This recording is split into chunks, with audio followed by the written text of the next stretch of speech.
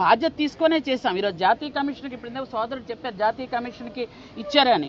ఈరోజు తగుదనమ్మా అని ఏదో ప్రతిపక్షంలో ఉన్నాం కాబట్టి మాట్లాడతామని మాట్లాడిన వాళ్ళ గురించి ఎందుకంటే సూటిగా మంత్రి గారికి మేము క్వశ్చన్ చేస్తున్నాం. 1వ తారీఖున మా కాన్స్టిట్యున్సీలో మేము ప్రశ్నించిన తర్వాత కాదా మీ యంత్రాంగం కదిలింది? మేమందరం కూడా ఇష్యూ చేసిన తర్వాత కాదా మంత్రి గారు మీరు కేజీహెచ్కి వెళ్లి పిల్లల్ని పరామర్శించింది అని అడుగుతున్నాం. మేం ప్రశ్నించిన తర్వాత మేము ఇష్యూ చేసిన తర్వాత కాదా గురుకులం సెక్రటరీ 6వ తారీఖున జూమ్ మీటింగ్ పెట్టి అన్ని ఇన్స్టిట్యూట్స్ లో ఆర్ఓ ప్లాంట్లు రిపేర్ చేయండి, అన్ని ఇన్స్టిట్యూట్స్ లో కూడాను శానిటేషన్ సరిగ్గా చేయండి అని చెప్పి ఇన్స్ట్రక్షన్స్ ఇచ్చింది మేం ప్రశ్నించిన తర్వాత కాదా? మేం ప్రశ్నించాం శానిటేషన్ వర్కర్స్ కి 3 నెలలుగా జీతాలు లేవని చెప్పి 5వ తారీఖున ప్రశ్నిస్తే 7వ తారీఖున జీతాలు వేసినటువంటి విషయం నిజమా కాదా?